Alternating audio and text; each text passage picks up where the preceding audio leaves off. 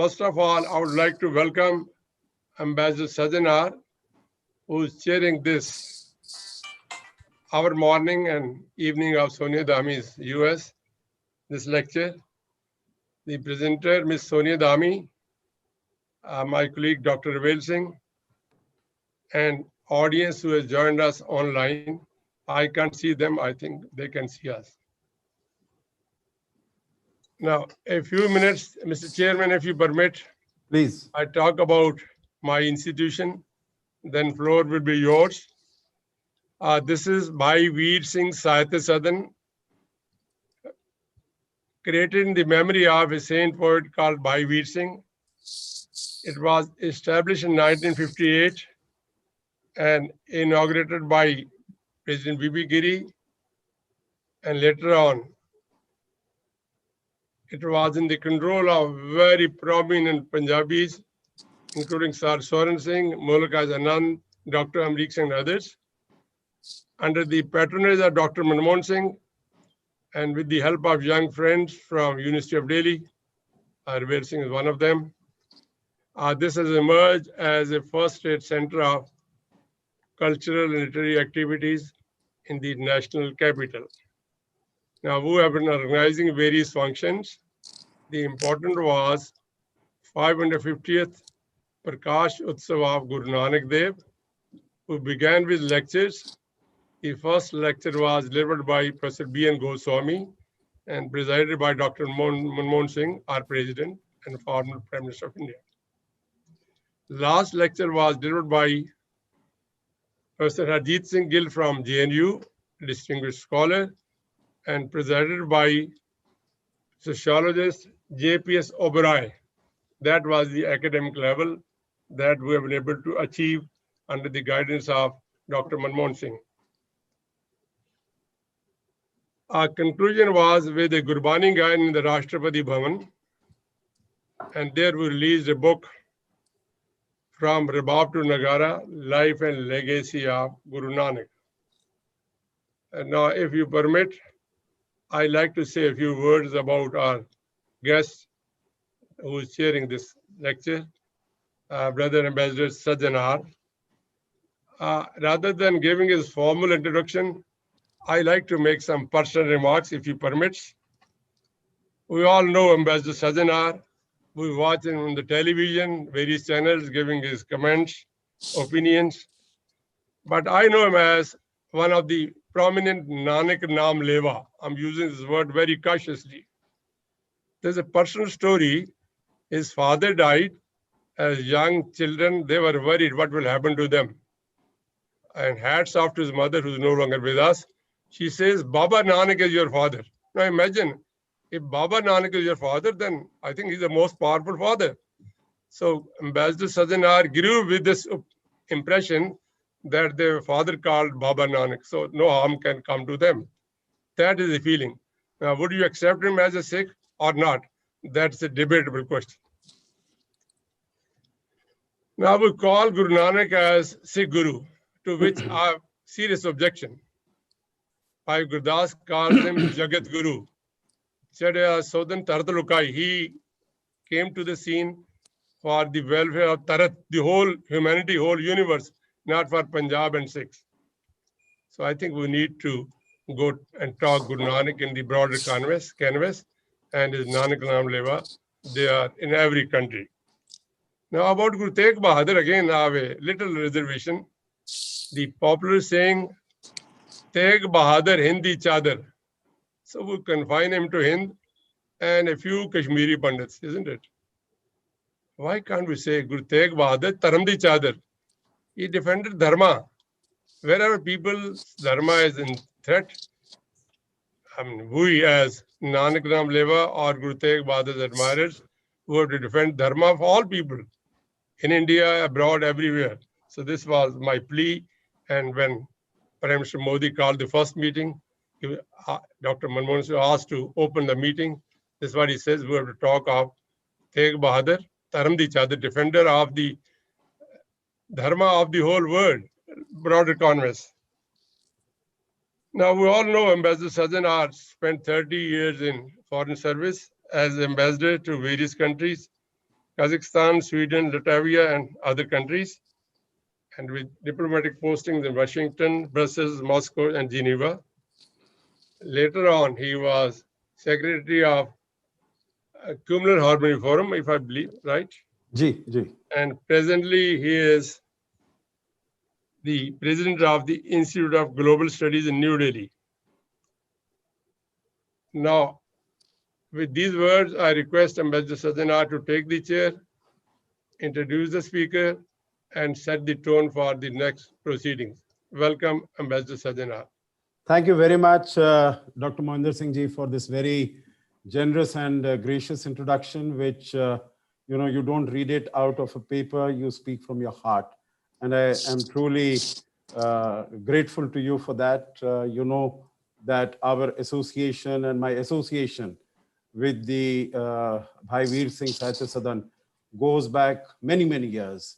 And we have done very many programs together, not only in Delhi, but also outside Delhi. So it is particularly a great pleasure and also a great privilege.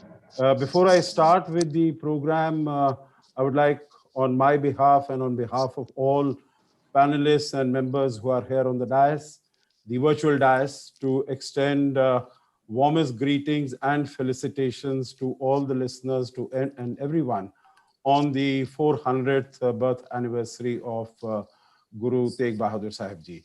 So that is the very holy and auspicious occasion that brings us together. But this, of course, is not the only activity that Dr. Mohinder Singh Ji and under his leadership, the Sahitya Sadan is doing. They have been doing excellent work. This is one of those elements, as he mentioned, the 550th Prakash Divas of Guru Baba Namanak Dev Ji was also celebrated throughout the year. And I also had the rare privilege of delivering the keynote address on one of the occasions. And that was a great, it was a great honor for me. It was a great privilege for me.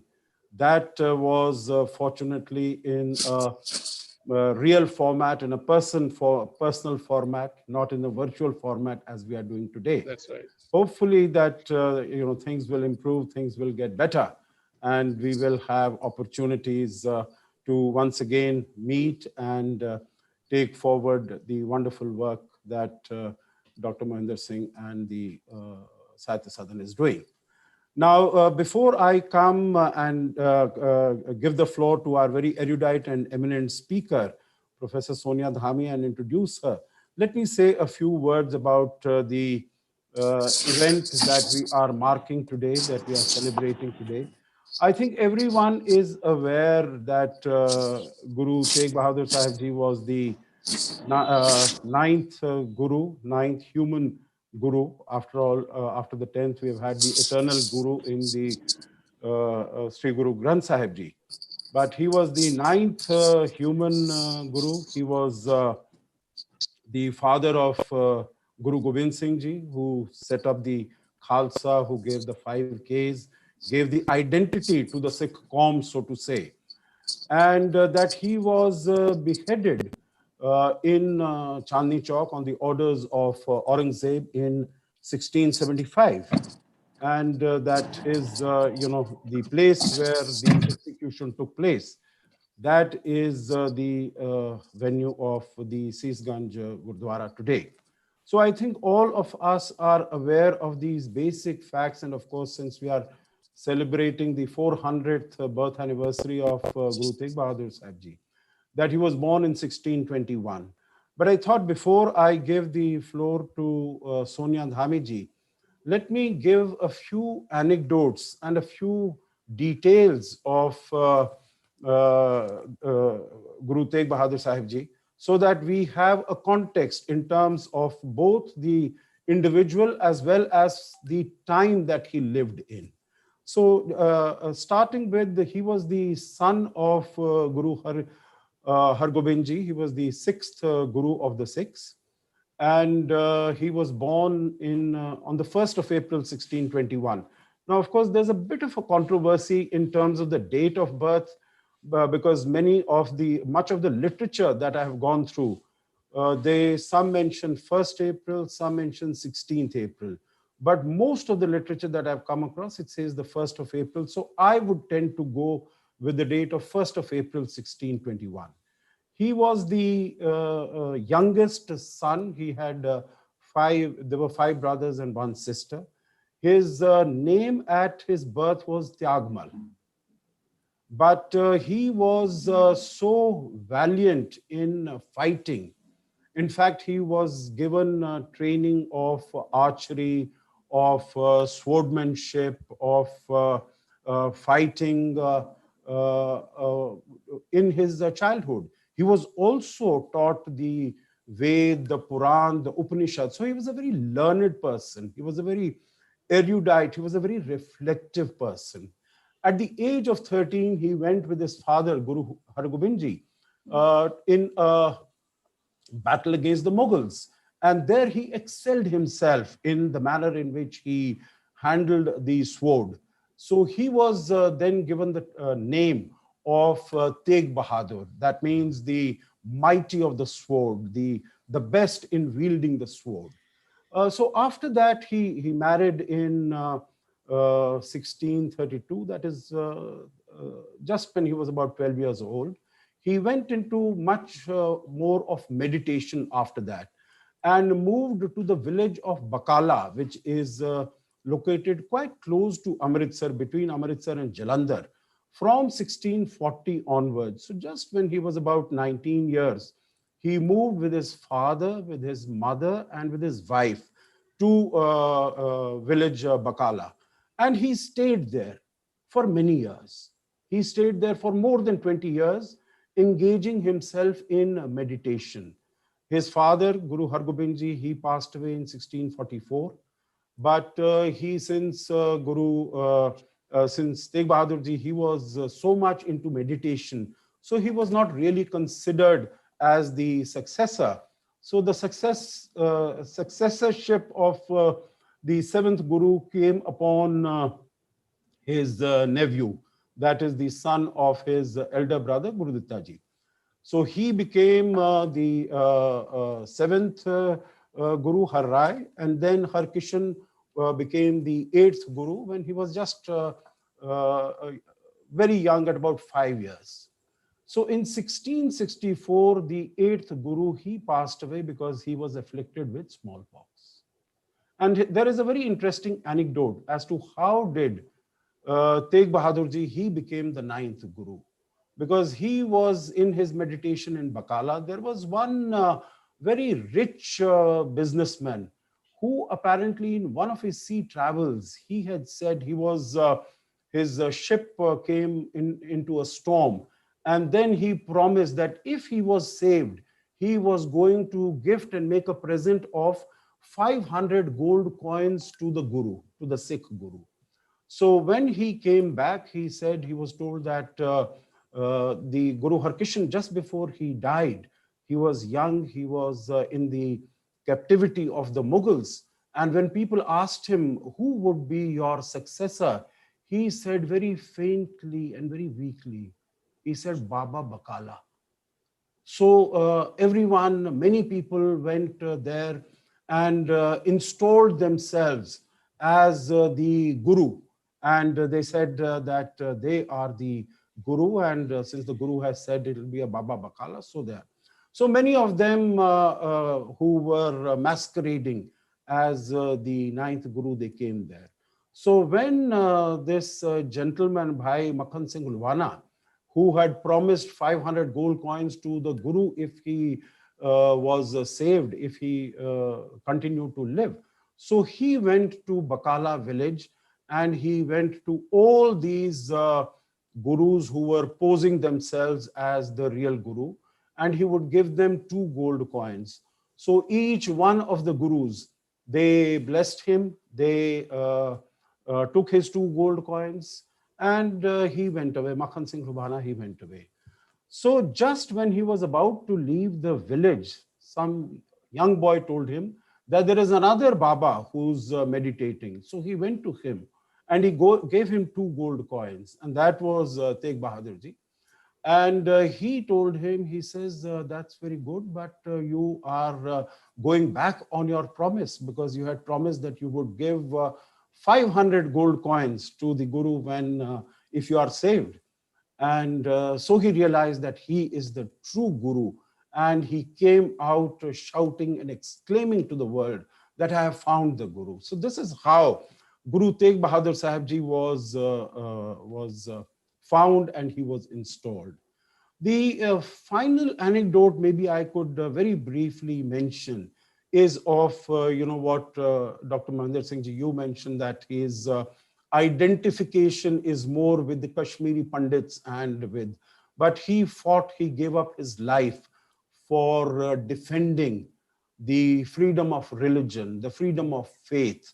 So truly, he should be called not Hind di Chadar, but Dharam di Chadar, because he was truly and the message that he's left behind him, the inspiration that he left behind him, which really inspired and motivated his son, Gobind Rai, who became Guru Gobind Singh Ji. So he was inspired by his fight for humanity, his fight for truthfulness, his fight for righteousness. And that is what led to the birth of the Khalsa in 1699 and then of the Sikh Qaum as such. The final anecdote here I would like to relate is as to why did Aurangzeb want the Kashmiri Pandits to turn to Islam?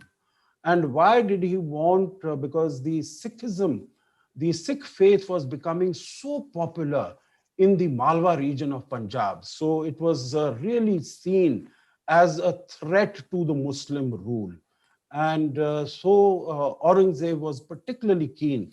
All the persecution, all the torture of the people on the non-Muslims, on Hindus that were being perpetrated in terms of their forcible conversions, the taxations, the oppression, all that was going on.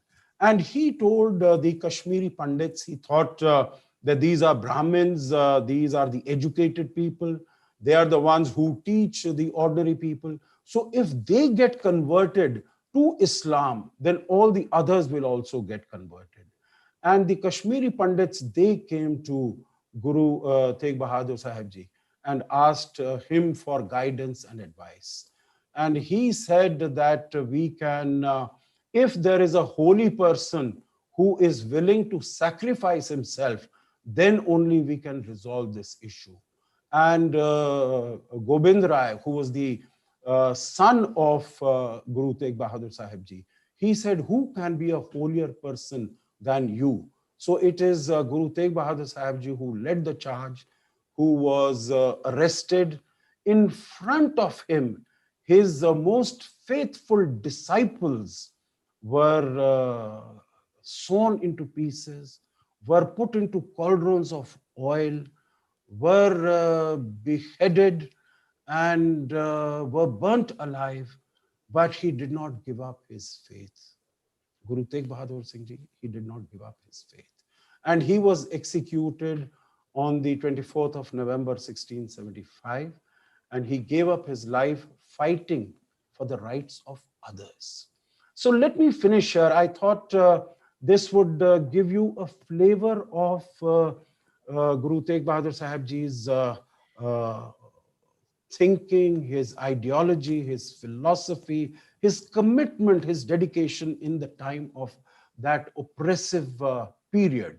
And this would really bring us to time with what we are going to hear now.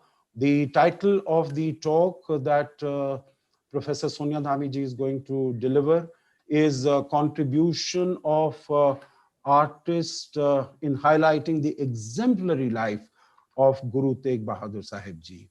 Let me say a few words about Professor Sonia Dhami before I invite her to deliver her talk.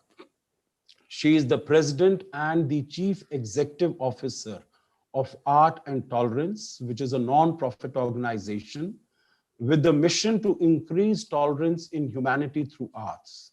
She also serves as the trustee of the Sikh Foundation, one of the oldest Sikh organizations in the United States. As the executive director of the Sikh Foundation, she organized the first contemporary Sikh art museum exhibit in the United States, Expressions of Divinity, and has over the years organized various exhibitions, lectures, and seminars. She writes for Indica News on contemporary and cultural issues. I have great pleasure and honor to give the floor to Ms. Sonia Dhami to deliver her talk. The floor is yours, ma'am. Thank you Welcome. so much. Thank you. Thank you, really. Welcome, Sonia. Thank you, Ambassador Ashok Sajjanhar. It's an honor to be introduced by you and also present at the Bhai Veer Singh Sahitya Sadan at the invitation of Dr. Mohinder Singh. And my greetings from California on the occasion of the 400th birth anniversary of Tegh Bahadur Sahib. And I welcome all our audiences from all over the world today, and I appreciate you taking the time to join us today. So I do want to start with a short sakhi, which is about Guru Tegh Bahadur Sahib. But before I do that, can I just take a few minutes to share my screen so that I can get the slides in order? Sure.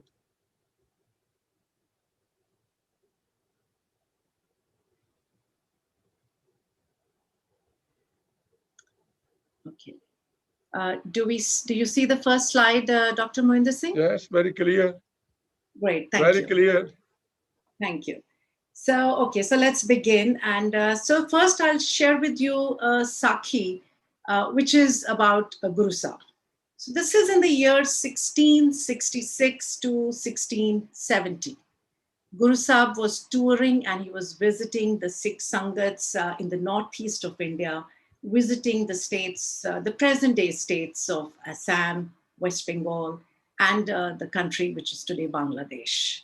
So while he is in Dhaka, which is today the capital of Bangladesh, the Guru stayed with a devotee named Bhai Balaki Das. And when the time came for him to leave, the old mother of Bhai Balaki Das started crying and asking the Guru's permission to get his portrait done. In reverence to the elderly lady's wishes, Guru Sahib agreed to the request. And Bhai Balaki Das then was an influential person of Dhaka, and he brought the court painter who was employed in the court of Shaista Khan, who was the then Mughal governor of Bengal. And the painter's name was Ehsan. Now the artist started to make a beautiful painting. He made a sketch of the body of Guru Sahib, but when he tried to draw the face, he just did not seem to get it right. And on seeing the artist's struggle, Guru Sahib took the brush in his own hands and drew the face, his self-portrait himself, thereby completing the painting, which he then gave to Bhai Balaki Das and his mother. And just so the slide is not moving.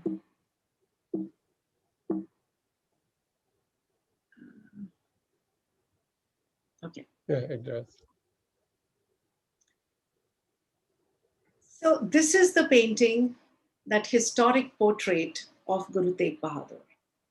And the story that I mentioned is also recorded in a number of historical manuscripts, such as the Sri Mehma Prakash, which was an 18th century text and is the first biography of all the 10 Sikh Gurus.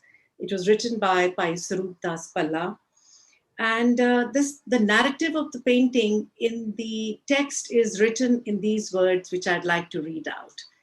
It says, Bada likhari le aaye mai likhai, Satgur Hazur tasveer likhai, sagal ang bastra shubh likha, mukh kamal prabhu nahi likh saka, dekh dayal kalam haath leena, nij haath sudhar sampuran keena, tab mai ko murat prabh deena.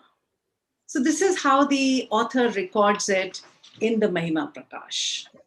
And the same story is also mentioned in the Gur Pratap Surya Granth, which was completed by Bhai Santokh Singh Ji in 1848, and also in the Mahan Kosh by Bhai Khan Singh, as well as Bhai Veer Singh in his writings. And this painting is said to be with the descendants of Bhai Bulakidas at Gurdwara Sangat Tola in Dhaka, and was located by Dr. Tirlochan Singh in 1958 and was later brought to the Victoria Memorial Museum in Kolkata, where it is now today in the museum's collections.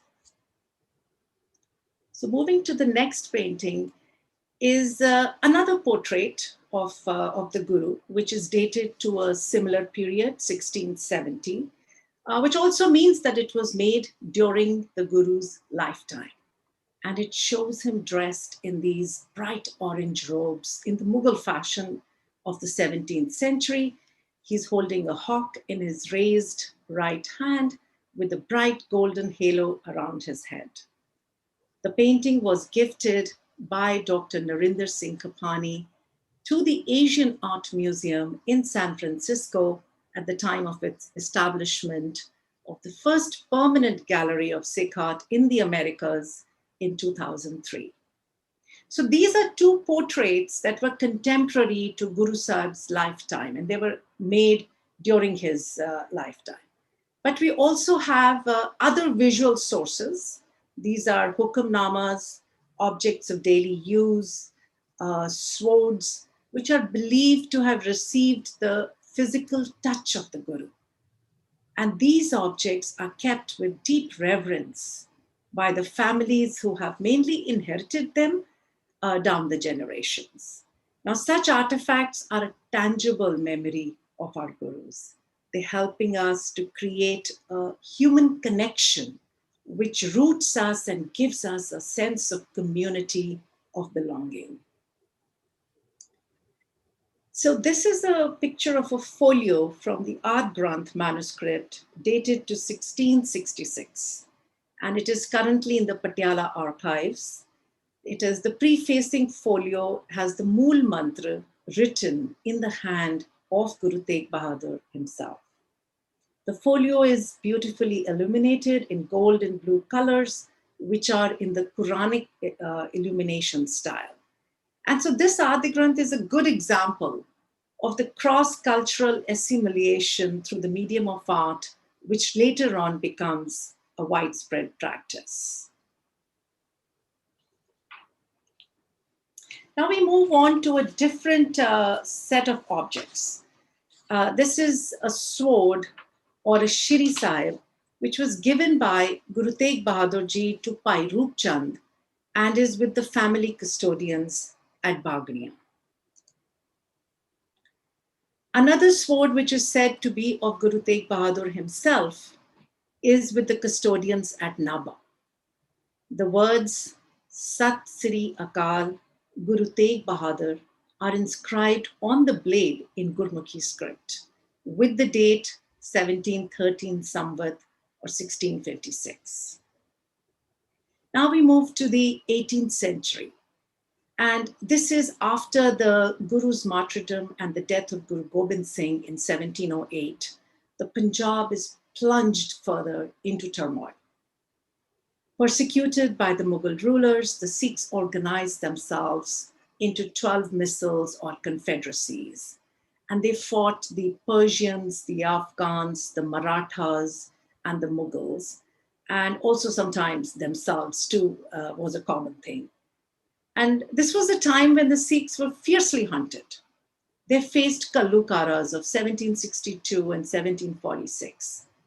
But despite the unsettling times, the artistic traditions which had started during the lifetime of the Gurus did not stop. Though the creative activity was continued mostly by Sahitya Sikh families, who were able to escape the major brunt of the persecution since they did not carry the outward symbols of the Khalsa, and they remained integrated into the social fabric of Punjab of the 18th century. So today we have a number of manuscripts, paintings, coins, and murals which have survived, and they help us to continue to tell the Sikh story. This is an 18th century mural at a Gurdwara near Patiala. It commemorated the Guru's visit to the fort of Nawab Saif Khan of Saifabad, first in 1675 and then on his way to Delhi just before his martyrdom in 1678. Subsequently, Raja Amar Singh of Patiala acquired the fort, which was reconstructed by Maharaja Karam Singh in 1837 and renamed Bahadurgarh, commemorating the Guru's visit. The Guru's portrait on the left has been rendered in the Mughal style. But this is a very rare set of murals because it also includes one of the Guru's wife, Mata Gujari ji. And we know this because the names were inscribed above each portrait, but these have now rubbed off in time. The side profile of Mata Gujari shows her sitting on a low stool and holding a flower in her hand. She is draped in a flowing shawl or dupatta. And interestingly, below her, we have another lady who is shown lying on a cot or a bed. And on the sides of this painting are drawn a lion and a deer.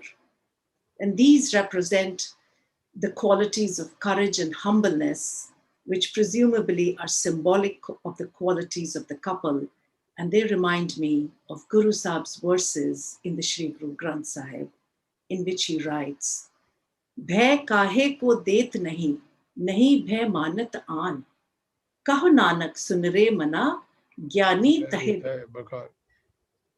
He who holds none in fear, nor is afraid of anyone, is acknowledged as a man of true wisdom. So this whole composition is framed by a floral border, making the style of the mural almost identical to the style of paintings on paper. And I personally have not seen these murals, so I'm not sure if they still survive, but they are recorded in the book Punjab Murals by K.C. Aryan, which was published in 1977, where it mentions that there were other murals as well, which have been whitewashed, except for these two. So thankfully and hopefully, they are still intact and will be conserved appropriately and will not fall victim to the vagaries of time or misplaced intent by the custodians, because these are visual sources and they are rich tools to study a community, its history, its people, its ethos, its challenges of how it has developed and evolved. And they give us valuable historical information about that particular time or period in society. So when we see a painting, we get an understanding of the clothes, the fashion of the time, the tools that were available, information about the textiles, the lifestyle of the people, the food that they ate, the social structures, the power equations, the arms and armaments that were used, jewelry, and there's so much more. So a painting or a sword or a garment, whether it is from the 17th century or the 18th century, can really pack in a lot of information other than just the colors and characters that we see. So these are some of the reasons that I feel and which convince me that the artistic heritage of our community, of the Sikhs, should be an integral part of our academic and personal efforts into understanding our gurus and their teachings. So I move to the next slide, which is the painting. This painting is the miniature work done during the Mughal style, and it surfaced at an auction in 2012 in London at Christie's. And it has been identified as Guru Tegh Bahadur. The Guru is wearing elegant white robes with floral illumination. There is a sash or a kamarband tied at the waist. His one hand holds a small jewel and the other rests on the hilt of a qatar. He also wears a long sword which hangs from his belt, and the mellow color of the painting suggests the time of sunset. Now, the balance of power in the region, in the Punjab, starts to shift after the mid-17th century. Baba Ala Singh of Patiala and the other Fulkian states of Naba, Jind, they established their control in the Malwa region, which is south of the Satluj. But it is only towards the end of the 18th century, when the Mughal dynasty has weakened, Ahmad Shah Abdali is dead, that the tide of history finally changes in favor of the Sikhs, who now rule the Punjab. Now, north of the Satluj, Ranjit Singh conquers Lahore, and over a few years, he slowly extends his rule to the Punjab hills. And this ushers in an era of peace and stability under Sikh rule and creates a conducive environment for the resurgence of the arts in the whole region.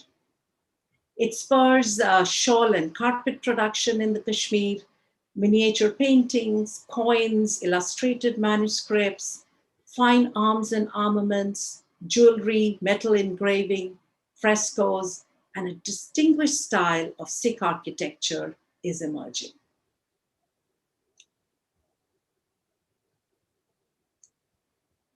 In 1809, Maharaja Ranjit Singh rebuilt the Hari Mandir, and in 1830 he covers the building with marble and gold, because of which today it is popularly known as the Golden Temple.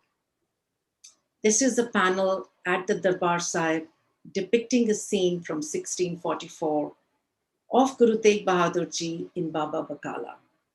This is the story that Ambassador Sajjan so beautifully shared with us right at the beginning of the presentation. And I'm grateful he's given us the context for this panel. And in this, we see there is Diwan Durgamal, who's shown bowing to the Guru, and behind him is the Sangat, which has arrived to persuade the Guru to accept the leadership of the Panth. On the top, in the round circle, we see Makhan Shah Labana, who's waving his scarf with the background of his ship in stormy seas. So the whole story or the events around the leadership, the guruship of Guru Tegh Bahadur is contained in this one panel. I move on to another exquisite miniature painting, which is done by artists trained in the Pahari style in the Mughal courts. But now these artists are creating paintings for Sikh patrons. So this miniature is from a collection of the Lahore Museum, and it has a very interesting story. It is part of a set of 10 individual paintings of the 10 Sikh Gurus, and the complete set was originally in the Lahore Museum. At the time of the tragic partition of 1947, when, along with people, the assets of the two new nation states of India and Pakistan were also divided. And art collections became particular victims to this thoughtless and heartless division, with the paintings of the first 5 gurus are now in the Chandigarh Museum, while the others remain in the Lahore Museum, including this painting, which was very graciously shared with me by Dr. Nadra Khan from LUMS in Lahore. These are 2 other examples of miniature paintings of Guru Tegh Bahadur Sahib. These are in private collections in the US.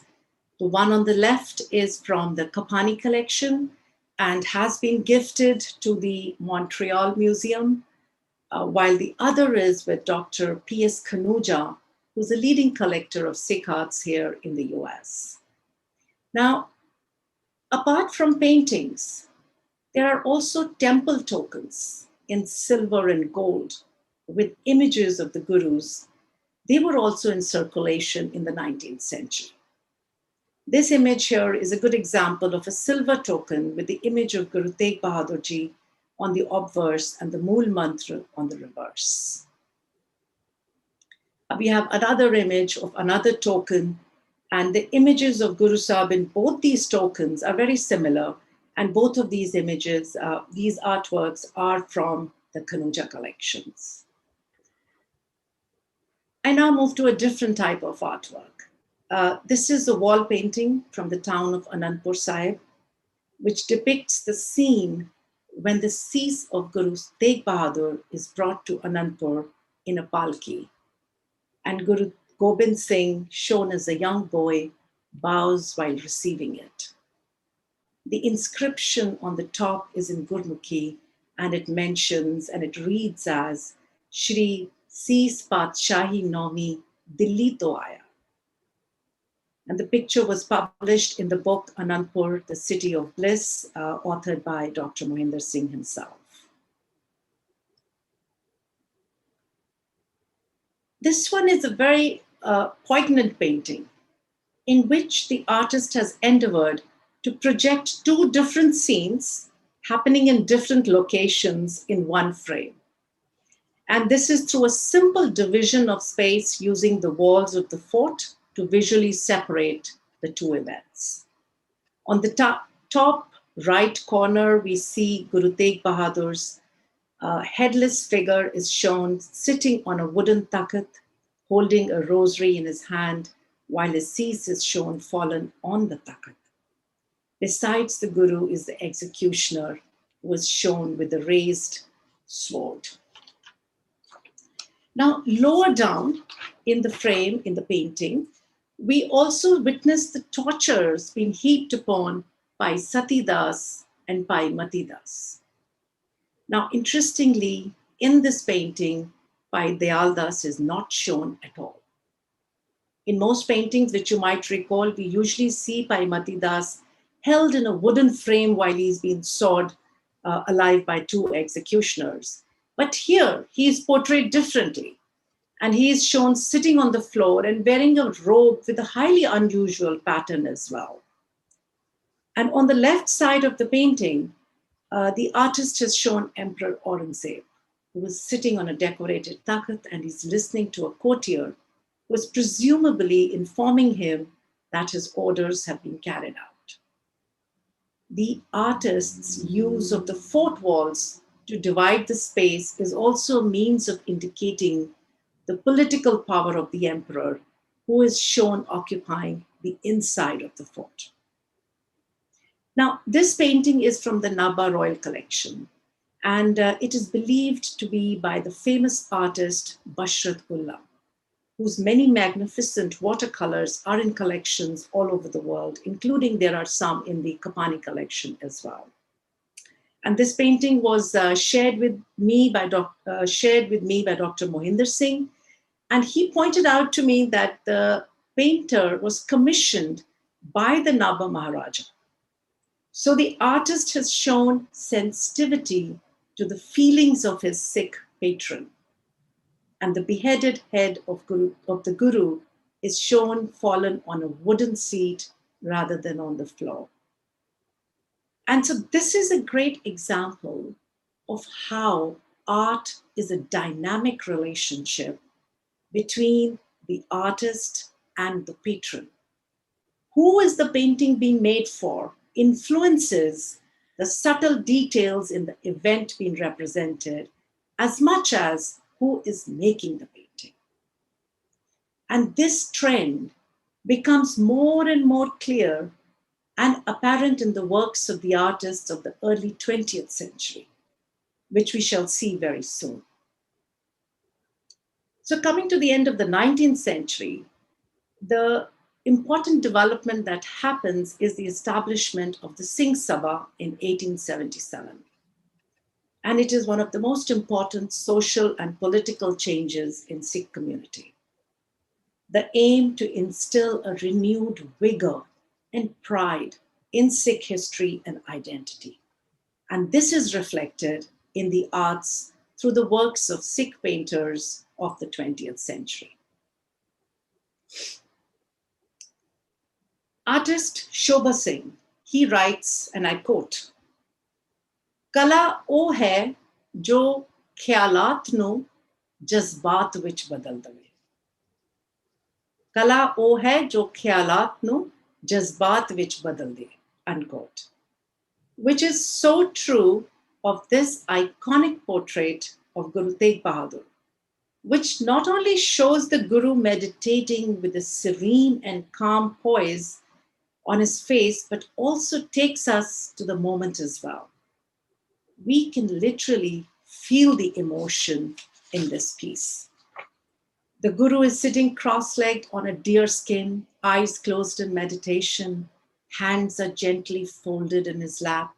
He wears a white turban and robes with a yellow shawl lightly draped over his shoulders, with an offering of flowers in front of him. Interestingly, the artist has included a tegh or a sword in the composition, but he shows it hanging upside down with its handle turned into an oil lamp, and the figurative pattern of Ekunkar is built into this symbolism, depicting Guru Tegh Bahadur as the saint soldier. The halo around his head symbolizes his high spiritual position. Now, Shobha Singh, the artist of this painting, is popularly called the painter of the divine. And works like these make him a leading name in the 20th century Sikh artists. He was inspired to create paintings of the Sikh Gurus by events that transpired in his personal life. In 1919, Shobha Singh was present in the crowd during the fateful firing at the Jallianwala Bagh. And him surviving this ordeal becomes a turning point in his life. He believes that he has been spared because he has a higher purpose in life. And during these years, he also witnesses the selfless sacrifices of the Jathas at the Guru Ka Bagh and other morchas of the Gurdwara reform movement of the 1920s. And he believes that these volunteers have been infused with this spirit by the exemplary life of the Sikh Gurus themselves. In his long career, which spans 65 years, his portraits of the Gurus captured the imagination of the community. And prints of his paintings were widely distributed and even today can be found in most Sikh homes. Another stalwart artist to emerge at this time is Kirpal Singh. Contrary to Shobha Singh's style, Kirpal Singh instead chooses very specific events from Sikh history which bring out the positive qualities of the Panth, be it valor, egalitarianism, charity, bravery, fight for justice, etc., etc. His paintings, they portray a sense of calm and objectivity, as in this work, which is simple in structure and narration, which shows the young Guru receiving the cease of his father, Guru Tegh Bahadur, brought to him by Bhai Jeta. Another artist, Jaswant Singh, is also a contemporary of both Shobha Singh and Kirpal Singh. And his approach is completely different. He selected certain specific moments from Sikh history, which he dramatized by the use of color and form and perspective, thereby conveying the spirit and the essence of the moment. His painting showing Guru Tegh Bahadur being brought to Delhi in a spiked cage by the Mughal soldiers shows the Guru with a calm and peaceful demeanor, in consonance with the divine hukam. And the artist Jaswant Singh conveys the metaphor of the ignorant versus the enlightened, by showing the Guru as being awake and meditative in contrast to the gods who are asleep. The surrounding darkness of the night is symbolic of the tyranny and the injustice of the rule of Mughal rule of the times. And the artist highlights in this contrast using both color and form to his advantage. When we look at another painting by Jaswant Singh, here we can experience a sense of speed, of urgency. Paijeta is the central figure. He holds tight in his hand a bundle wrapped in a bright yellow cloth, presumably the cease of his guru, protecting it under his arm by partially covering it with his white shawl. Paijeta is steadfast, and he's looking ahead on his path, while the Mughal soldiers on the top right are apparently searching for the one who has whisked away the cease of the Guru amidst the swirling storm. The bold use of color, red, yellow, white, and blue, draws our eyes to these important elements in the painting. And many other artists like Son Singh, Thakur Singh, Master Gurdat Singh, Trilok Singh, Amolat Singh also have left indelible mark with their works and paintings. But unfortunately, due to the lack of time, I'm not able to include all of them. And we move to the next painting, which is by artist Vijay Bodraj. He's a prolific artist whose works can be found in many Gurdwara collections and publications. And this painting was done in 1994, wherein the artist has visually correlated the event, which is widely believed to have been the reason for the Guru's subsequent execution. And Ambassador Sajjanhar also shared this story, so I'm very grateful for that. Now, in the painting, on the left, we see Guru Sahib is sitting on a takhat with his hand raised in blessing, and in front of him are his young son and a group of bereft Kashmiri Pandits who are supplicating the Guru with their tales of persecution at the hands of the Mughal authorities. The site of this meeting is indicated to us by the artist by painting the building of the Gurdwara Takhat Shri Anandpur Sahib. Now, on the right side of the painting, we see Guru Tegh Bahadur sitting in a meditative pose under a tree, and this time the executioner is facing him, who holds a sword covered with a black cloth. The artist has again indicated the location by painting the Gurdwara building of Seesganj Sahib in Delhi, which commemorates the Guru's execution in 1675. And another indicator is the red color of the fort in the background. Now, the brush strokes which the artist has used give us a sense of the impending storm that is believed to have passed through Chandni Chowk after the Guru's execution. Now, artist Devinder Singh is popular through his illustrations and paintings, which are widely used in books and art calendars, many of which were popularized by corporations and banks. The Kapani Collection has a large number of paintings by Devinder Singh, including this piece, where we see Devinder Singh using his identifiable style, which he has developed as all of his own. It is a mix of modern cubism while retaining the figurative appeal of the traditional style.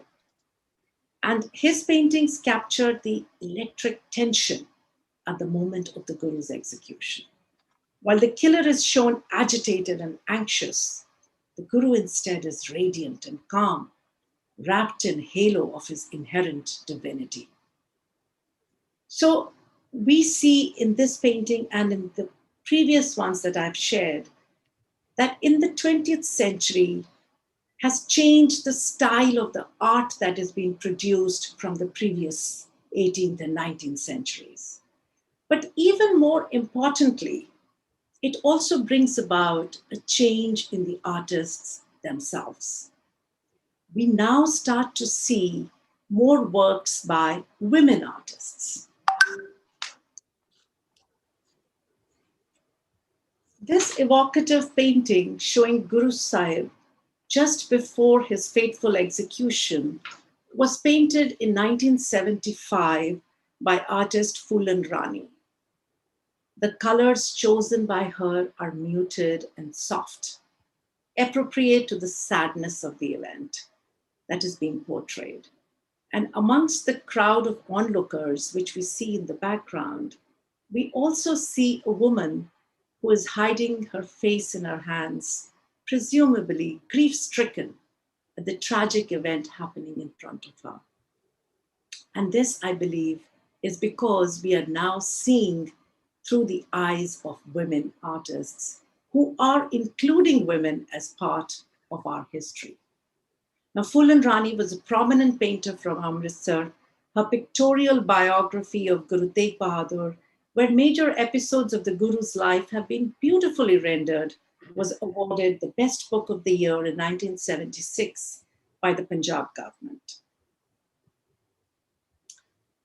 Now, artist Arpana Kaur's abstract figuration is inspired by stories from the Janam Sakhis, from the life of the Gurus, Punjabi folklore, and other socially relevant issues. These are some of her recent works on Guru Tegh Bahadur by Arpana Kaur, who is India's leading contemporary artist. And these paintings have yet not been exhibited publicly, and I'm deeply appreciative of Arpana ji for sharing them with us, especially for this webinar. And though her preferred medium is very large oils on canvas, these delicate renderings are watercolors on paper.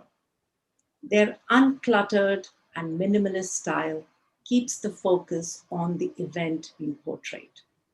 They are simple, yet powerful, leaving a deep impression on the viewer.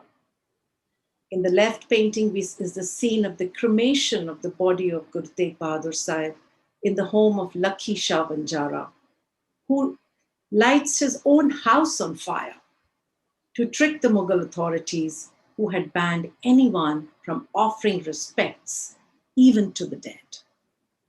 On the right are the tortures the Guru's companions by Satidas, by Dayala, while the saw symbolizes the torture that is endured by Bhai Matidas. Now, young Sikh artists all over the world are continuing to carry this tradition forward in new styles, new energy, new perspectives. Sumit Singh is from Chandigarh, and he is the son of artist Devinder Singh. And he himself is also a very accomplished artist and an author. The painting on the left is his delicate watercolor of Bhai Jeta, representing the cease of Guru Sahib to his son, rendered in black watercolor. The other work on the right is by Kirpal Singh, and he's the resident artist at the Bhai Veer Singh Sahitya Sadan and has a strong interest in charcoal. Now, while Sumit's work is more abstract in style, Jaspal prefers the realistic traditions. In this painting, he shows the Guru's three companions being tortured in front of the Guru with the hope that they will break the Guru's resolve. But that does not happen, and they achieve martyrdom before the Guru. And how the artist has shown them is he's shown them up in the cloud in a spirit of Chardi Kala, as if they are in one spirit. It is known that at that time there was a storm that passed through, and that is represented by the fluttering of the leaves which fall to the ground. Now, modern artists have embraced technology, both to create and to share their works. And a good example is the works of Kamal Singh from Canada, who skillfully uses the digital medium to recreate powerful scenes and events from Sikh imagery. His works are a mix of physical paintings and digital imagery, as in this artwork, which depicts Guru Tegh Bahadur, and it captures the poise of the Guru and his steadfast belief in justice. Another young artist is Jasmith Kaur from Nagpur.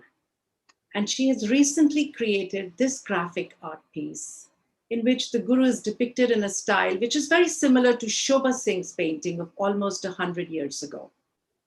Her use of vibrant, translucent colors in a digital medium make this a striking piece. This work has been created by a young UK artist, Sanjeeva Singh Bachchu, who goes by the name of Mesmarki on Instagram. It is a tribute to Guru Tegh Bahadur, who continues to inspire our farmers who are today protesting peacefully for their land rights.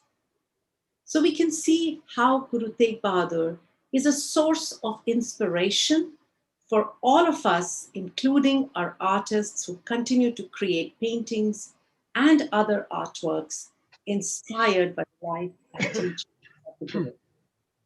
And I hope with this, I've been able to share with you today a glimpse of the strong visual tradition of Punjab going back centuries.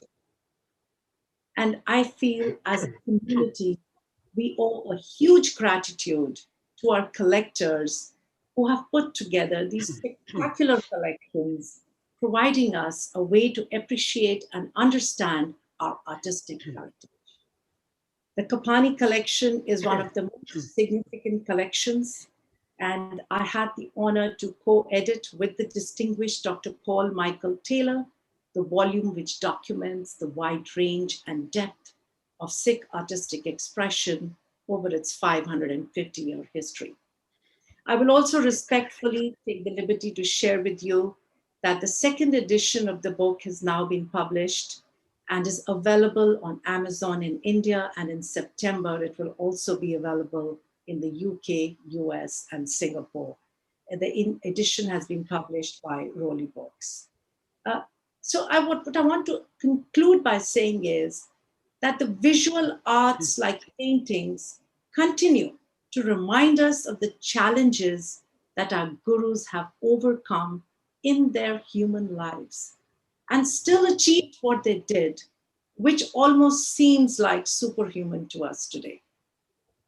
Guru Tegh Bahadur Sahib was an artist himself, a brave warrior, a just leader, an articulate and sensitive poet, and the builder of the town of Anandpur.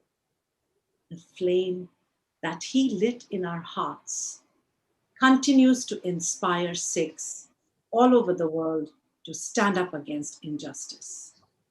And when we look back at history, we see that within 100 years of the Guru's death, the Sikhs had an independent empire, which effectively stopped all foreign invasions which had plagued the Indian heartland for centuries, giving way to peace and prosperity for its entire population. The Punjab was one of the last kingdoms to be annexed by the British. And again, within 100 years, India was freed from foreign rule, enabled by the sacrifices of its freedom fighters, the majority of whom were from the Punjab. It is the legacy of Guru Tegh Bahadur that inspires a community which is less than 2% of the population in our homeland, but its farmers today contribute over 40% to India's national grain pool, and Sikh values are for all to see in the ongoing COVID-related sevas that individuals, Gurdwaras, and institutions are selflessly performing. It is the legacy of this great Guru that the Sikh community in Canada, which is also less than 2% of the population there, but has contributed 4 ministers to the national cabinet. Brave young Sikh women all over the world are making waves. Rupi Kaur topped the New York Times bestseller list with her first book, Milk and Honey.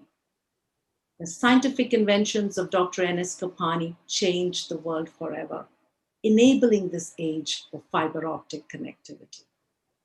This list of achievers is long, and it is the legacy of Guru Tegh Bahadur that the Sikh community all over the world continues to stand for justice and freedom. but as Sikhs, above all, we pray for Sarbat. Thank you so much. Thank you. Thank you, Sonia. Let's stop share now. Well, thank you very much, Sonia ji, for this excellent presentation, giving a depiction of the life of Guru Sahib ji through art. And in this very short span of about 50 minutes, you have taken us through 5 centuries, coming from the 17th century when the Guru Sahib ji was born. He lived, all his actions, whether as a philosopher, as a writer, as a scholar, as a warrior, as a family man, as one who spent so much of time in meditation, all his qualities and his contributions, you have so very beautifully brought out in your presentation. And you have identified all the major players, major artists who have contributed to all this. And you have very rightly mentioned that it is the paucity of time that you have not been able to do justice to some of the other artists. And I really wish that we had more time to deal with, to listen to you, because how this 50 minutes has passed it has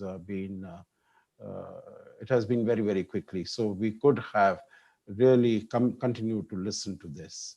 So now we have time for comments and question and answers. And I can see that Dr. Mohinder Singh is the first one who wants to make a comment. So I give the floor to him. And after that, I will come to Sardar Avel Singh ji. If there are any comments or questions in the chat box, we can take those up over the next 5 or 7 minutes. But first, my brother, Dr. Mohinder Singh ji, you have the floor. Mr. Chairman, I'm misusing my position. No, I've given you the floor, so there is no misuse at all.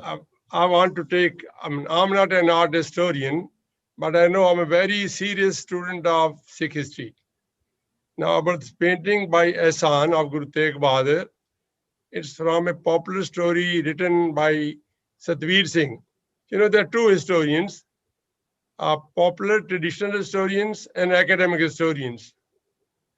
Dr. Ganda Singh, J.S. Garewal, Hugh MacLeod, they are not popular historians, but they are academic historians. So I was trained by Dr. Ganda Singh, did my PhD with Bipin Chandra, a very difficult academic historian. Now, Sonia, the painting of Guru Tegh Bahadur was done by Ehsan. Am I right? The story that you narrated is given in Talochan Singh's book on Guru Tegh Bahadur. Am I right? I believe so, yes. Now, what I learned, and I have no evidence, I need your help to prove it, that they say the original was brought from Dhaka by General Arora after 1971 Bangladesh liberation, given to Captain Bhag Singh of the Sikh Review. Originally was damaged, and he said it was sent to Victoria and Albert Museum for repair. Now, where is that original? I went to check up with Victoria Museum in Calcutta. They don't have the original. Where is the original? Yeah, this one. So what we are using it, even I've used in my book. This is, I got it from Victoria Memorial, Calcutta, after paying some fee. That's one concern. Then you showed something in the Patiala collection, and you made a remark which really touched me. How do we conserve our heritage? It's a sad story. Whenever Captain Amrinder Singh, he has the greatest collection. I've covered, photographed all his collection from his new palace through Dr. Manmohan Singh's intervention. When he's out of power, he says, "Theek hai, Sahib, will devote time to conserving the heritage." When he's in power, he's not available. And I don't know whether you've seen the Androon Killa in Patiala. There's a big Killa. There's Androon, inner secret for ladies only. I entered that through his wife, Paneet Kaur. The great work is getting damaged. Now, how do we put pressure on this? And I studied technically, though this is Punjab government's ownership of Killa, but Androon only family can enter. So it's a little difficult. I mean, they might have taken years to make that sort of beautiful paintings, frescoes. They're getting damaged. And third is a little small comment. Sikhi Wiki has copied all my things. You know, you showed Guru Tegh Bahadur on the golden gates, Makhan Shalabana, you know, you showed one. It took me 3 years to get permission to, because all these 10 gurus are painted on the golden gates of the Golden Temple. They showed one, you know, it's from Sikhi Wiki. Yes. And without permission, they copy, and then this becomes their property, Sikhi Wiki. You know, there are golden gates. They are put on the gates only 3 times in a year. On Guru Ramdas' birthday, on Diwali, and on some other occasions. There are 10 gurus on the door. This is one of them, the one we showed about this. That's all, I think. Yeah. So Well, thank you thank for you very much. I think these My are very concern is how do we exert pressure on the authorities to conserve this? Even in Kapurthala, you know, they put a Sainik school. Ambassador Sajjanhar, Kapurthala Palace has a great, great artwork. And Sainik school children are throwing their bag and baggage and everything. I don't know what do we do. Yeah, So, these are very sorry. insightful comments. Thank you very much, Dr. Mendra. And you have added really another dimension, because, you know, first we had a presentation, but now we have had a critical, I will not say critical, but a very assessment, which is a very insightful assessment of how things are, where they stand. So let me give the floor to Sonia Dhamiji for her brief comments and response, and then I will come to Sardar Avel Singh ji for any questions from the chat box. Sonia Dhamiji. Yes, thank you. Thank you, Ambassador Sajjanhar. Thank you for the comments, Dr. Mohinder Singh ji. I think all three are 3 topics that you touched are very, very critical. And the first one, I'll take them one by one. The first one was about the portrait of Guru Tegh Bahadur, which I said was in the Kolkata Museum.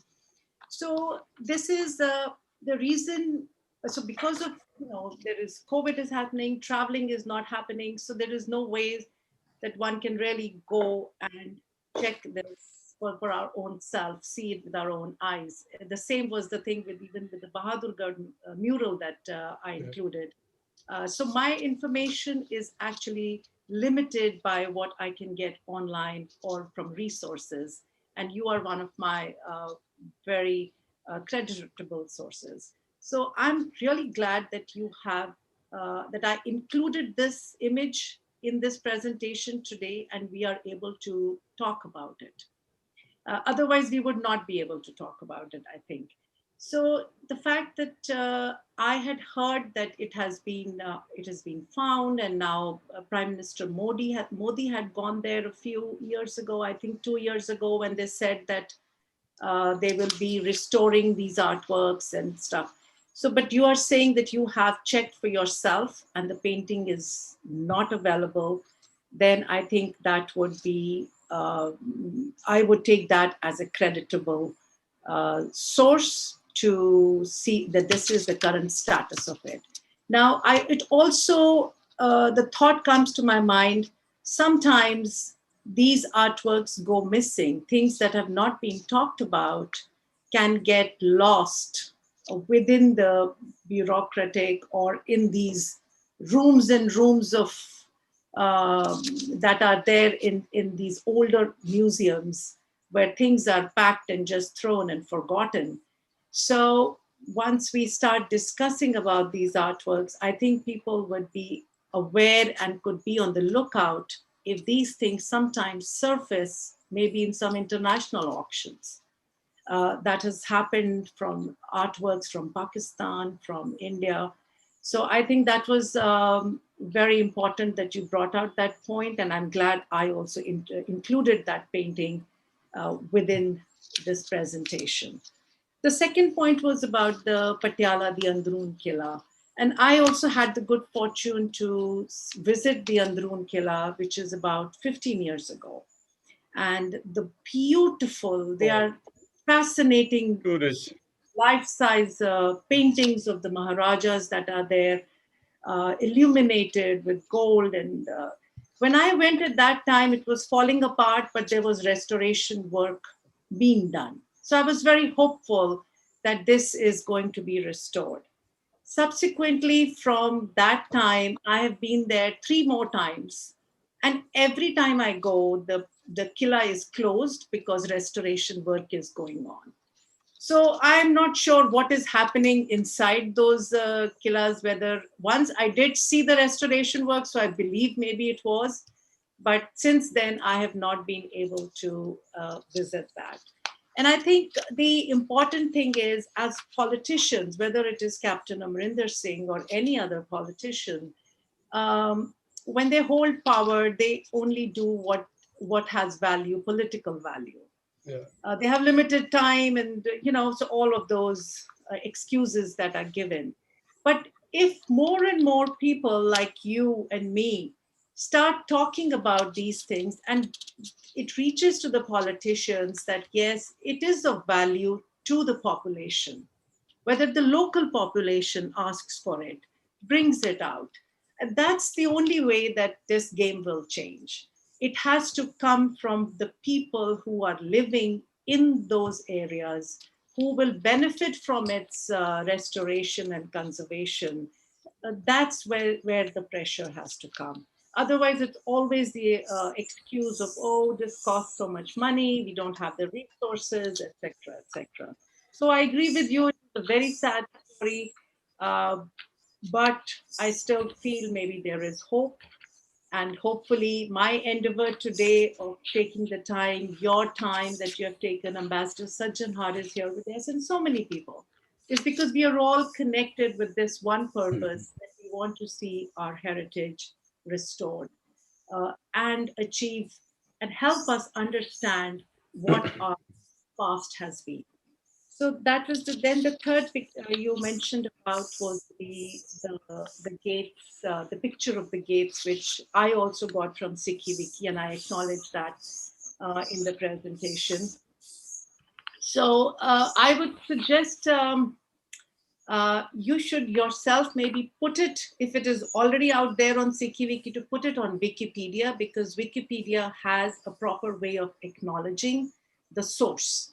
So it gives you, it allows you, and it shows you how that if you're using an image, whether it is copywritten or it is, if it is not copywritten, then we acknowledge the source. Thank you. That's very so useful. I think that might be an effort just to put it yourself on Wikipedia. Right. That's a good idea. I was not aware of this. Good. Thank you very much, Sonia Dhanmi ji, for responding to the, okay. So we have this bilateral conversation, but I think it's such an interesting conversation that I cannot but recognize Dr. Mohinder Singh ji. You have the floor, and then we can go to small clarification. Dr. Ravel Singh is the convener of the program. He's my colleague. So he will present a vote of thanks. Also announce the next program, Dr. Ravel Singh. With your permission, sir. So are we not taking any questions from the floor? Let's see if there are any questions. If there are any questions, maybe 1 or 2 questions. I'll check up with that boy, and then give me a minute. Okay, fine. Any questions?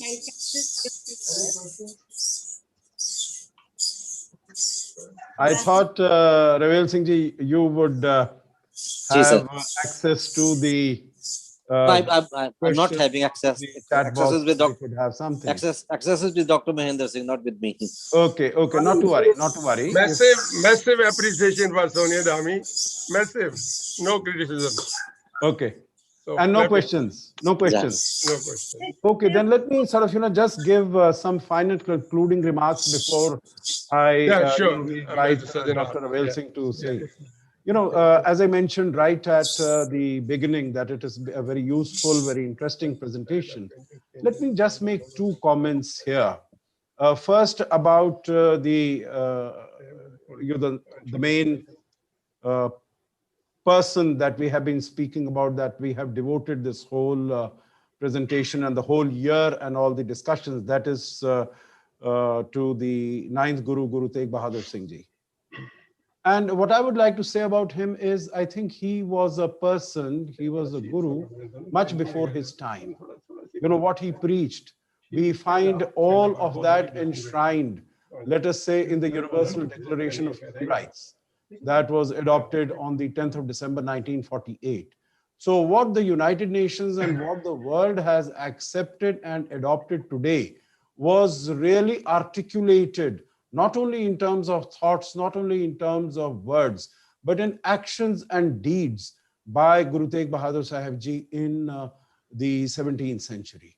So he was much ahead of his times, and that is why, you know, he provided that inspiration to the 10th Guru and to the Sikh Qaum coming afterwards, that they were able to fight and stand firm in the face of torture, in the face of oppression, fight for truth, righteousness, and justice. That is the first comment that I want to make.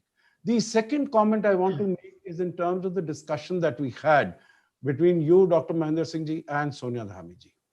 And that is that our heritage and our legacy does not really get the importance, does not really get the relevance and significance that it truly deserves. And that is true not only as far as the Sikh heritage is concerned. You go even to, you know, you are in Delhi, Dr. Mahendra Singh Ji, you go to the Teen Murti house. You look at how, you know, everything, this is very, very recent history, and there is much more that we can do about it. You go to Jaipur, you look at the palace there, you look at the heritage, you look at the antiquity of items, and what a poor shape, what a miserable shape that they are in. You go to Mysore, you go to the Mysore Palace, and I'm sure all of us have gone there. And we have seen that it is not really given the attention that it deserves. What should we do? I think the point that you made, that the politicians are there, they are looking for, you know, what helps them politically. In my humble opinion, I don't agree with that. Because today is the world of narratives. You have to create your narrative, you have to preserve your narrative. And what is happening is that with the social media and other things, there is so much of fake news going around that it is very easy to turn the narrative to the other side.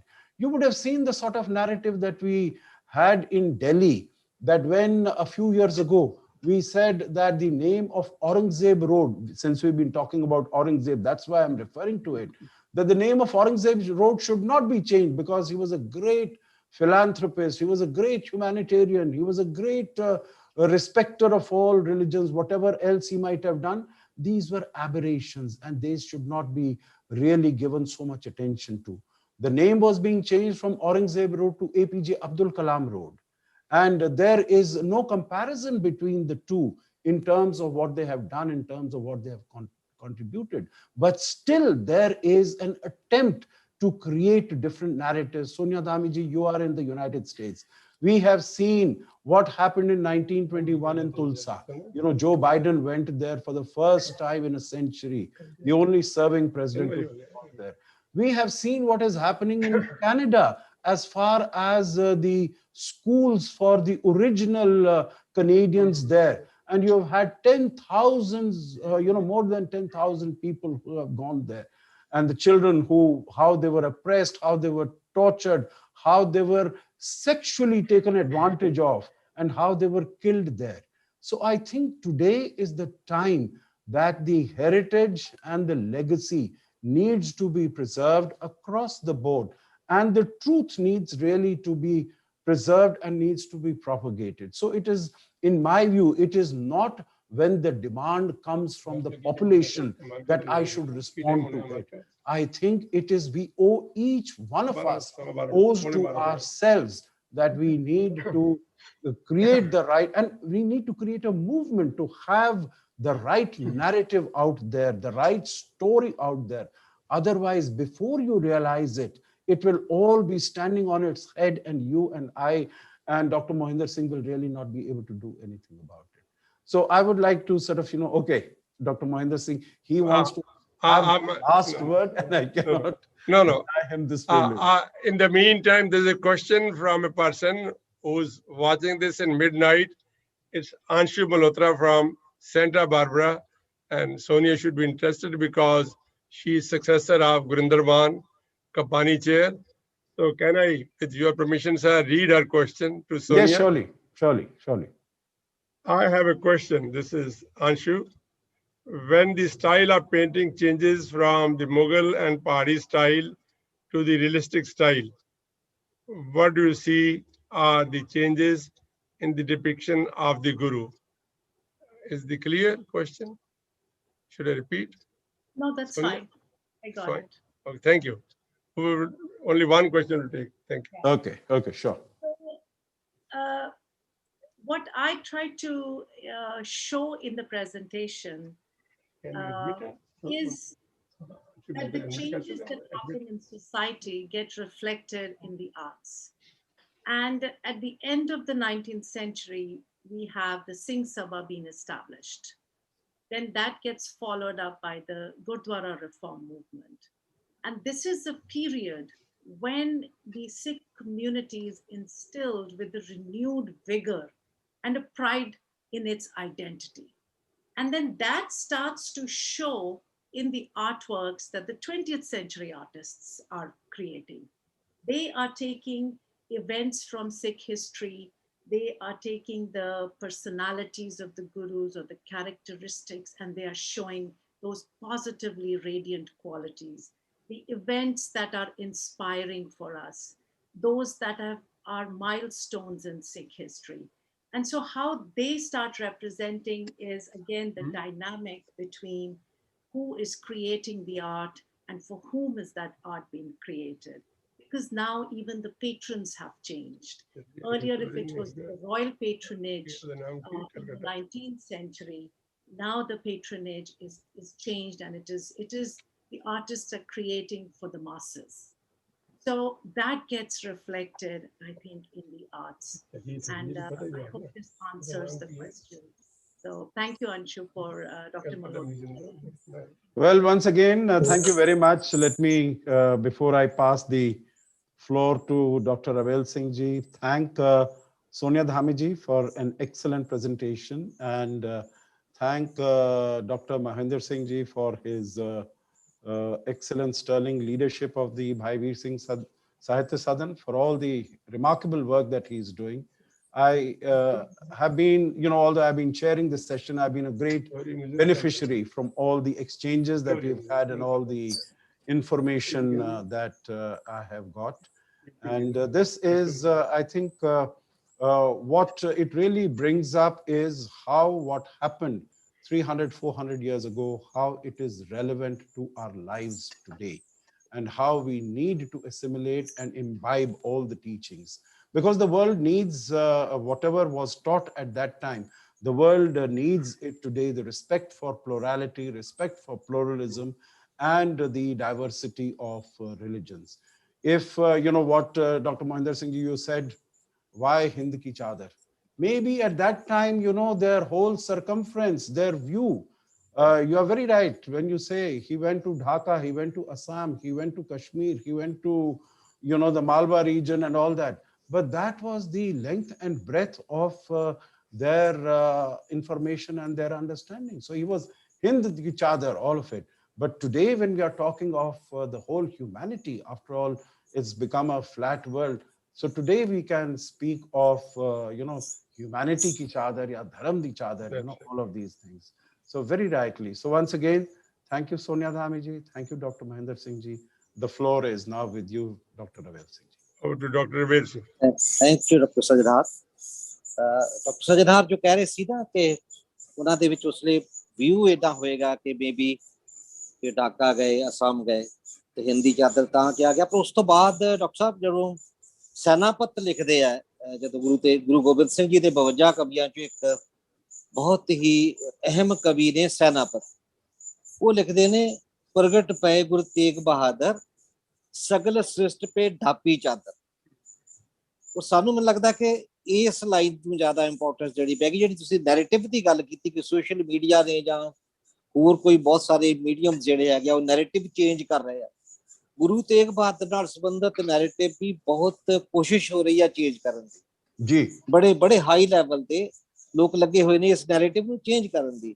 And that narrative ਉਹੀ ਆ ਜਿਹਦੇ ਵਿੱਚ ਬੁੱਧ ਧਰਮ ਤੇ ਜੈਨ ਧਰਮ ਨਾਲ ਜੋ ਹੋਇਆ, that is going to happen with Sikh ਧਰਮ also if we don't that ਜੋ ਸਾਡਾ ਨੈਰੇਟਿਵ ਆ, ਜੇ ਅਸੀਂ ਉਹਨੂੰ ਨਹੀਂ ਆਪਣੇ ਕਾਬੂ 'ਚ ਰੱਖਦੇ ਜਾਂ ਉਹਨੂੰ ਉਹਦਾ ਪ੍ਰਚਾਰ ਪ੍ਰਸਾਰ ਨਹੀਂ ਕਰਦੇ, ਪ੍ਰੋਪਗੇਟ ਨਹੀਂ ਕਰਦੇ ਉਸ ਨੈਰੇਟਿਵ ਨੂੰ, ਜਿਹੜਾ ਨੈਰੇਟਿਵ ਦਾ ਸਹੀ ਪਰਸਪੈਕਟਿਵ ਹੈ ਗੁਰੂਜ਼ ਦਾ, ਤਾਂ ਫਿਰ ਸਾਡਾ ਹਾਲ ਵੀ ਉਹੀ ਹੋਏਗਾ ਜੋ ਬੁੱਧ ਧਰਮ ਦਾ ਹੋਇਆ ਜਾਂ ਜੋ ਜੈਨ ਧਰਮ ਦਾ ਹੋਇਆ।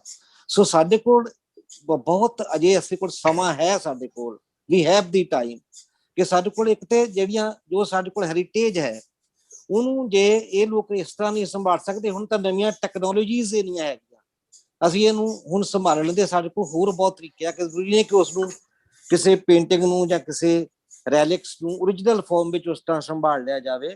ਹੁਣ ਸਾਡੇ ਕੋਲ ਡਿਜੀਟਲ ਫਾਰਮੈਟਸ ਇਹਨੇ ਆ ਗਏ ਆ ਕਿ we can archive these things also। ਸੋ ਸਾਨੂੰ ਇਹ ਕਰਕੇ ਇੱਕ ਨਵੇਂ ਤਰ੍ਹਾਂ ਦੇ ਨਾਲ ਉਸ ਨੈਰੇਟਿਵ ਨੂੰ, ਜਿਹੜਾ ਨੈਰੇਟਿਵ ਸਾਡੇ ਕੋਲ ਓਰੀਜਨਲ ਹੈਗਾ, ਉਹਨੂੰ ਪ੍ਰੋਪਗੇਟ ਕਰਨਾ ਹੋਏਗਾ, ਤਾਂ ਹੀ ਇਹ 400 ਸਾਲਾ ਜਿਹੜਾ ਗੁਰੂ ਸਾਹਿਬ ਦਾ ਮਨਾ ਰਹੇ ਹਾਂ ਜਾਂ ਬਾਕੀ ਸ਼ਤਾਬਦੀਆਂ ਅਸੀਂ ਮਨਾ ਰਹੇ ਹਾਂ, ਉਹਨਾਂ ਦੇ ਮਨਾਉਣ ਦਾ, ਉਸ ਸੈਲੀਬ੍ਰੇਸ਼ਨਸ ਦਾ ਫਾਇਦਾ ਸਿੱਖ ਧਰਮ ਨੂੰ ਜਾਂ ਗੁਰੂ ਨਾਨਕ ਨਾਮ ਲੇਵਾ ਸੰਗਤ ਨੂੰ ਤਾਂ ਹੀ ਹੋਏਗਾ ਜੇ ਅਸੀਂ ਉਸਨੂੰ ਸਹੀ ਪਰਸਪੈਕਟਿਵ ਵਿੱਚ ਸੰਭਾਲੀਏ ਔਰ ਦੈਨ ਪ੍ਰੋਪਗੇਟ ਕਰੀਏ। ਸੋ ਅੱਜ ਦਾ ਜਿਹੜਾ ਲੈਕਚਰ ਸੀ, ਖਾਸ ਕਰਕੇ ਡਾਕਟਰ ਸੋਨੀਆ ਧਾਮੀ ਉਹਨਾਂ ਦਾ, ਉਹਨਾਂ ਨੇ ਜੋ ਐਵੋਲੂਸ਼ਨ ਆਫ ਲੀਗੇਸੀ ਹੈ, ਜਿਹੜੀ ਸਾਡੀ ਪੇਂਟਿੰਗ ਦੀ ਲੀਗੇਸੀ ਆ ਗੁਰੂ ਤੇਗ ਬਹਾਦਰ ਨਾਲ ਸੰਬੰਧਿਤ, ਮੈਨੂੰ ਤੇ ਉਸਦਾ ਬਹੁਤ ਫਾਇਦਾ ਹੋਇਆ। ਮੈਂ ਸੱਚੀ ਦਿਲੋਂ ਆਖਦਾ ਕਿ ਮੈਨੂੰ ਬਹੁਤ ਗੱਲਾਂ ਦਾ, ਕਿਉਂਕਿ ਮੈਂ ਇਸ ਦਾ ਸਟੂਡੈਂਟ ਨਹੀਂ, ਮੈਂ ਲਿਟਰੇਚਰ ਦਾ ਸਟੂਡੈਂਟ ਹੈ, ਤੇ ਲਿਟਰੇਚਰ ਦੇ ਸਟੂਡੈਂਟ ਕੋਲ ਸ਼ਾਇਦ ਇਹ ਪੇਂਟਿੰਗਸ ਵਾਲਾ ਗਿਆਨ ਨਹੀਂ ਹੁੰਦਾ। ਮੈਂ ਆਈ ਗਟ ਬੈਨੀਫਿਟਡ, ਬਹੁਤ ਮੈਨੂੰ ਫਾਇਦਾ ਹੋਇਆ ਅੱਜ ਦੀ ਗੱਲਬਾਤ ਦਾ। ਔਰ ਖਾਸ ਕਰਕੇ ਡਾਕਟਰ ਅਸ਼ੋਕ ਸੱਜਣਹਾਰ ਜਿਨ੍ਹਾਂ ਨੇ ਤੁਸੀਂ ਆਪਣਾ ਜਿਹੜਾ ਵਿੱਚ ਤੁਸੀਂ ਇੰਟਰਵੀਨ ਕੀਤਾ, that's also of great beneficiary for all of us। ਸੋ ਦੋਨਾਂ ਦਾ ਬਹੁਤ ਬਹੁਤ ਧੰਨਵਾਦ ਤੁਹਾਡਾ। ਅਸੀਂ ਭਾਈ ਵੀਰ ਸਿੰਘ ਸਿਆਸਤਦਾਨ ਵੱਲੋਂ ਭਾਵੇਂ ਕਿ 1.5 ਸਾਲ ਤੋਂ ਅਸੀਂ ਪੈਂਡੈਮਿਕ 'ਚ ਬੈਠੇ ਹਾਂ, ਪਰ ਅਸੀਂ ਕੋਸ਼ਿਸ਼ ਕੀਤੀ ਹੈ ਕਿ ਭਾਵੇਂ ਵਰਚੁਅਲੀ ਸਹੀ, ਪਰ it should become a place of happening, it should remain a place of happening। ਸੋ ਅਸੀਂ 2-3 ਪ੍ਰੋਗਰਾਮ ਹਰ ਮਹੀਨੇ ਕਰਦੇ ਹਾਂ। ਇੱਕ ਅਸੀਂ ਬੁੱਕ ਡਿਸਕਸ਼ਨ ਹਰ ਮਹੀਨੇ ਕਰਦੇ ਹਾਂ, ਇੱਕ ਅਸੀਂ ਲੈਕਚਰ ਸੀਰੀਜ਼ ਵਿੱਚ ਇੱਕ ਲੈਕਚਰ ਹਰ ਮਹੀਨੇ ਕਰਦੇ ਹਾਂ। ਸੋ ਅਗਲੇ ਮਹੀਨੇ ਜੁਲਾਈ ਦੇ ਵਿੱਚ 16 ਜੁਲਾਈ ਨੂੰ ਅਸੀਂ ਇੱਕ ਡਾਕਟਰ ਮਨਮੋਹਨ IPS ਆਫਿਸਰ ਨੇ, ਉਹਨਾਂ ਦਾ ਇੱਕ ਨਵੀਂ ਪੋਇਟਰੀ ਦੀ ਪੰਜਾਬੀ ਵਿੱਚ ਕਿਤਾਬ ਆਈ ਹੈ, ਕਲਪ ਬ੍ਰਿਖ ਦੀ ਅਧੂਰੀ ਕਥਾ, ਉਹਦੇ ਉੱਤੇ ਅਸੀਂ ਡਿਸਕਸ਼ਨ 16 ਜੁਲਾਈ ਨੂੰ ਸ਼ਾਮ ਨੂੰ 4 ਵਜੇ ਰੱਖੀ ਹੈ, ਜਿਹਦੇ ਵਿੱਚ 2 ਸਾਡੇ ਪੈਨਲਿਸਟ ਨੇ, doctor professor Yograj Angrish from Punjab university Chandigarh, ਤੇ ਇੱਕ ਸਾਡੇ ਕੋਲ ਨੇ ਜਰਨਲਿਸਟ ਦੇਸਰਾਜ ਕਾਲੀ ਹੋਰੀ, ਉਹ ਬੋਲਣਗੇ, ਔਰ ਡਾਕਟਰ ਮਨਮੋਹਨ ਵੀ ਉਸ ਪ੍ਰੋਗਰਾਮ 'ਚ ਸ਼ਾਮਲ ਹੋਣਗੇ। ਔਰ ਅਗਲੇ ਸਾਡਾ ਜੋ ਲੈਕਚਰ ਸੀਰੀਜ਼ ਹੈ ਉਹ ਵੀ ਗੁਰੂ ਤੇਗ ਬਹਾਦਰ ਜੀ ਦੀ ਸ਼ਹਾਦਤ ਦੇ ਉੱਤੇ 30 ਜੁਲਾਈ ਨੂੰ ਹੋਏਗਾ, ਜਿਹੜਾ ਪ੍ਰੋਫੈਸਰ ਸੁਖਦਿਆਲ ਸਿੰਘ ਹਿਸਟੋਰੀਅਨ ਜੋ ਸਾਡੇ ਨੇ ਉਸ ਤੇ ਲੈਕਚਰ ਕਰਨਗੇ, ਔਰ ਜਿਹੜਾ ਉਹਦੀ ਪ੍ਰਧਾਨਗੀ ਵੀ ਸਾਡੇ ਜਿਹੜੇ ਪ੍ਰਮੁੱਖ ਇਤਿਹਾਸਕਾਰ ਡਾਕਟਰ ਭਗਵਾਨ ਜੋਸ਼ਵਰੀ ਕਰਨਗੇ। ਸੋ ਇਹ 2 ਪ੍ਰੋਗਰਾਮ ਅਗਲੇ ਮਹੀਨੇ ਸਾਡੇ ਹੈਗੇ ਨੇ। ਤੁਹਾਨੂੰ ਸਾਰਿਆਂ ਨੂੰ ਸੱਦਾ ਹੈ ਕਿ ਉਸ ਪ੍ਰੋਗਰਾਮ ਵਿੱਚ ਸਾਰੇ ਫੇਰ ਅੱਜ ਵਾਂਗ ਸ਼ਾਮਲ ਹੋਈਏ। ਸੋ ਅੱਜ ਲਈ ਤੁਹਾਡਾ ਸਾਰਿਆਂ ਦਾ, ਡਾਕਟਰ ਅਸ਼ੋਕ ਸੱਜਣਹਾਰ, ਡਾਕਟਰ ਅਸ਼ੋਕ ਧਾਮੀ, ਔਰ ਜਿੰਨੇ ਲੋਕ ਸਾਡੇ ਨਾਲ, ਜਿੰਨੇ ਦੋਸਤ, ਜਿੰਨੇ ਵਿਊਅਰਸ ਜੁੜੇ, ਉਹਨਾਂ ਸਭ ਦਾ ਬਹੁਤ ਬਹੁਤ ਸ਼ੁਕਰੀਆ। ਅਗਲੇ ਮਹੀਨੇ ਫੇਰ ਇੰਤਜ਼ਾਰ ਕਰਾਂਗੇ। Thank you very much. Thank you ਬਹੁਤ ਧੰਨਵਾਦ। All the very best. Thank you. And Sonia, you deserve a good sleep. Sonia, you deserve a good sleep. It's a very good lecture. It's midnight. Have a good sleep. Thank you so much. And, Thank you.